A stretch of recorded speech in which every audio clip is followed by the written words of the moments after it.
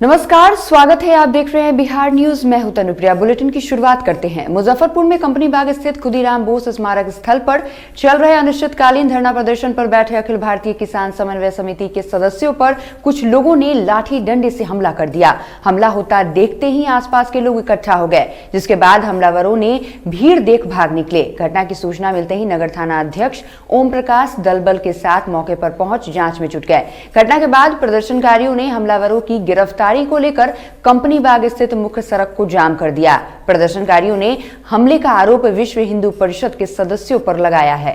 गश्ती के क्रम में अपने थाना प्रभार महोदय से आदेश हुआ कि खुदीराम बोस स्थल पे कुछ लोग धरना प्रदर्शन दिए हुए हैं, उनके साथ मारपीट की सूचना मिली है, उसको जा कर के देखने को।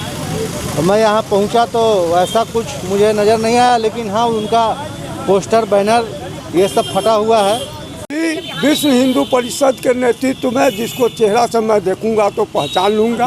उनका वीडियोग्राफी भी हमारे पास।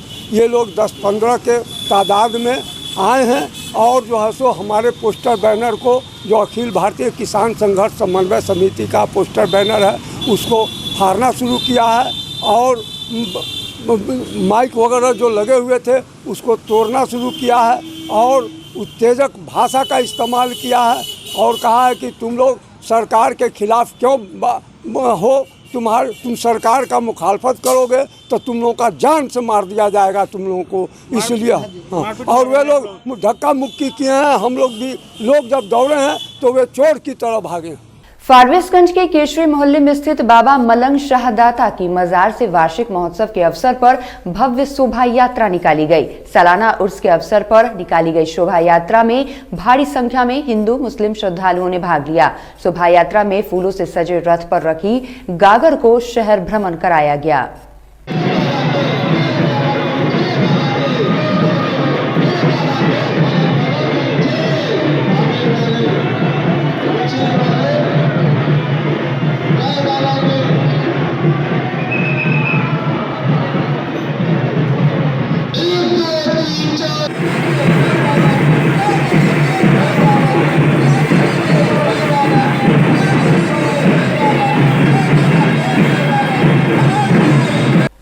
बेगूसराय में पुलिस को बड़ी सफलता हाथ लगी है। एक तरफ पुलिस ने जहां एनटीपीसी कर्मी से लूटकांड मामले में 24 घंटे के अंदर लूटी गई मोबाइल सहित अपराधी को गिरफ्तार कर लिया है, तो वहीं दूसरी ओर कुख्यात अपराधी रणधीर महतो को भी पुलिस ने 2 देसी कट्टा एवं 6 कारतूस के साथ गिरफ्तार किया है।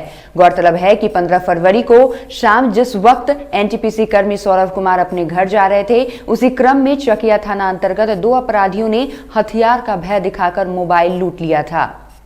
राजन कुमार सिन्हा और एसएचओ चकिया राकेश कुमार गुप्ता के नेतृत्व में 24 घंटे के अंदर इस कांड का उद्भेदन किया गया और लूटा हुआ मोबाइल और साथ में जो अपराध कर्मियों के द्वारा मोटरसाइकिल का यूज़ किया जा रहा था वो और देसी कट्टा की बरामदगी हुई है।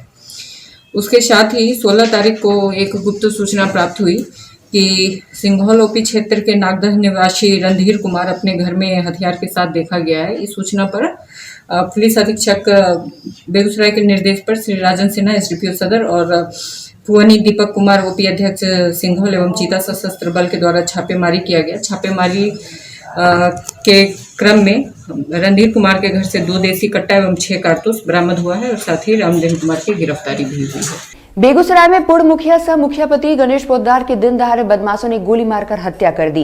घटना नावकोठी थाना क्षेत्र के देवपुरा चौक की है।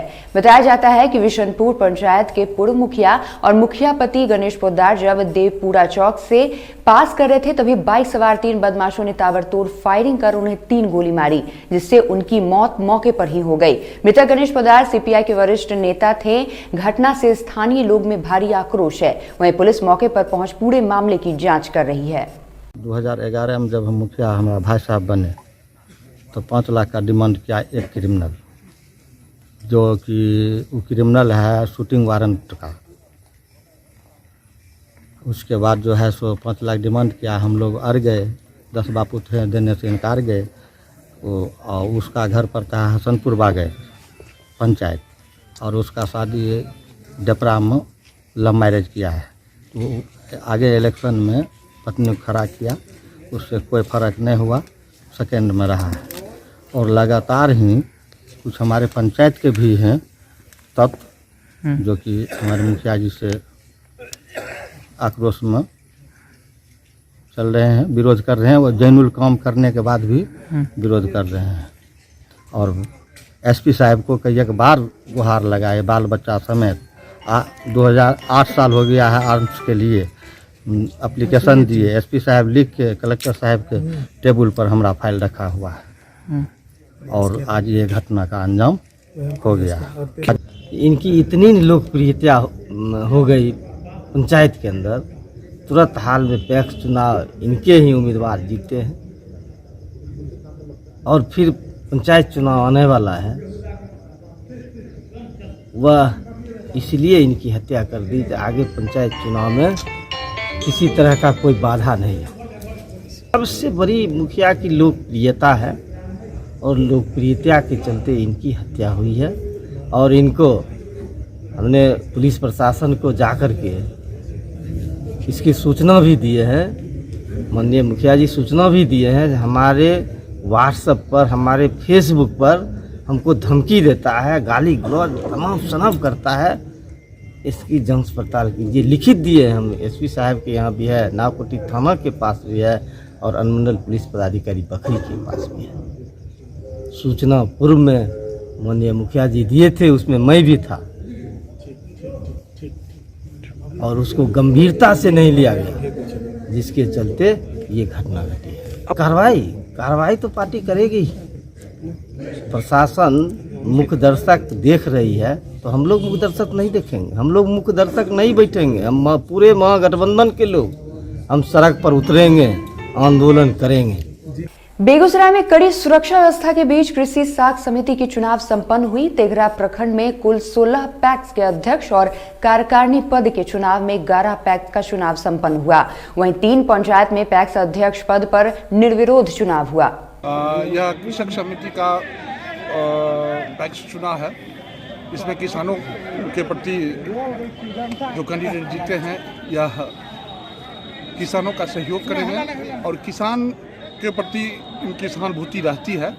यह पूरे पिरहोली पंचायत के किसानों की जीत है, एक मनीष की जीत नहीं है, पूरे पिरहोली पंचायत के किसानों की जीत है।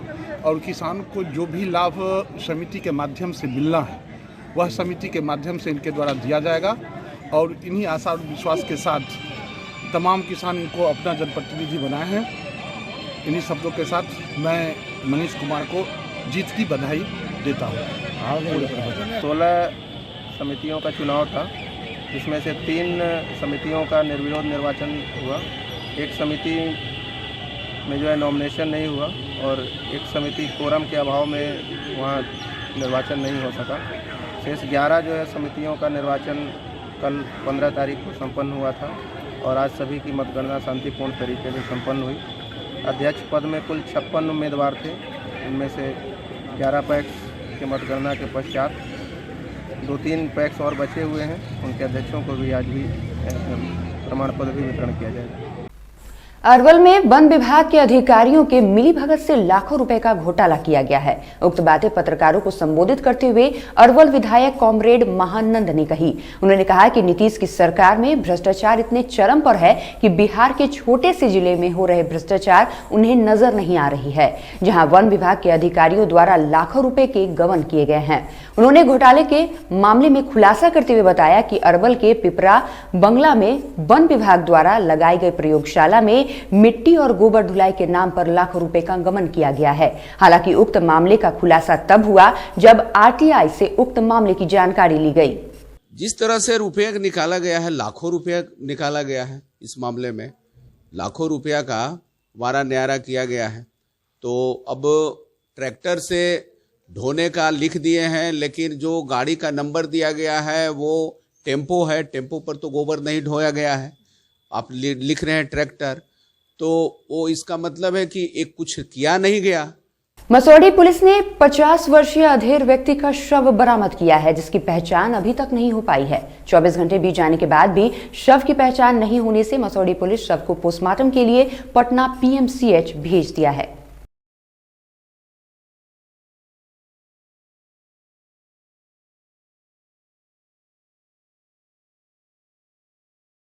कोरोना गाइडलाइन के साथ पहली बार बिहार बोर्ड के मैट्रिक की परीक्षा शुरू हो रही है। बिहार बोर्ड की तरफ से परीक्षा को लेकर व्यापक इंतजाम किए गए हैं।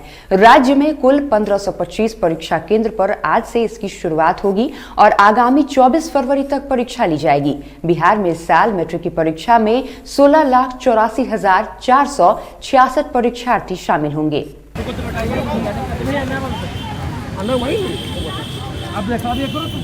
वहीं बाढ़ में भी चाक चौबंद प्रशासनिक व्यवस्था के बीच मैट्रिक की परीक्षा ली जा रही है। 7 परीक्षा केंद्रों पर मैट्रिक की परीक्षा ली जा रही है। सभी परीक्षा केंद्रों को सीसीटीवी कैमरे से लैस किया गया है और सभी परीक्षा केंद्रों पर वीडियोग्राफी की भी सुविधा उपलब्ध है। वहीं कोरोना गाइडलाइन का पालन करने की भी कोशिश की जा रही है।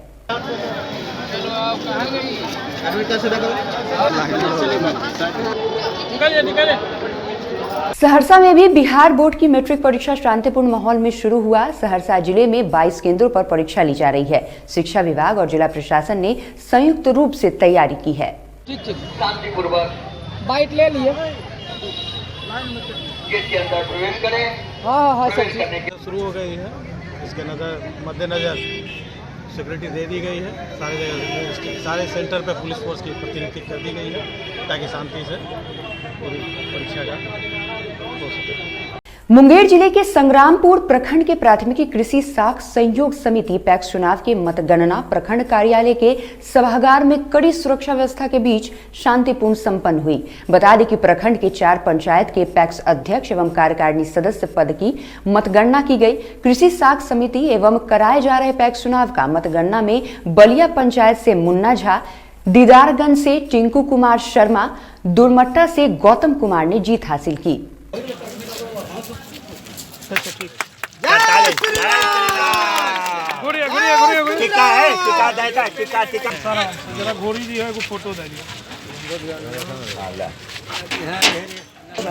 सहरसा जिले के पतरघट ओपी मुख्य सड़क के कपसिया के समीप 2 बाइक की आमने सामने हुई टक्कर में एक बच्चे की मौके पर ही मौत हो गई। वहीं 5 घायलों को बेहतर इलाज के लिए सदर अस्पताल रेफर किया गया। वहीं 5 व्यक्ति जख्मी हो गए। स्थानीय लोगों ने मुआवजे की मांग को लेकर घंटों सड़क जाम किया। कहाँ पर घटना हुआ है? कपसिया चौक के कैसे हुआ है? आपको पता नहीं है? मोटरसाइकिल से हुआ है। कहाँ पर? गैस एजेंसी पास। गैस एजेंसी के पास। जो बच्चा डेथ किया है वो बच्चा आप ही का है? क्या है आपका नाम हुआ? अर्जुन शाह। बच्चा का नाम? आनंद कुमार। अच्छा, कहाँ जा रहे थे आप? मोरकाई जा रहे थे। मोरकाई जा रहे थे। घर कहाँ हुआ? रोड एक्सीडेंट हुआ है जी। हमारे अभी आधा घंटा पहले पीएससी में आया है बच्चा आनंद कुमार, पिता अर्जुन शाह। पीएससी लाया है ब्राउड डेट, मरा हुआ बच्चा। अच्छा, कितना घायल हुआ?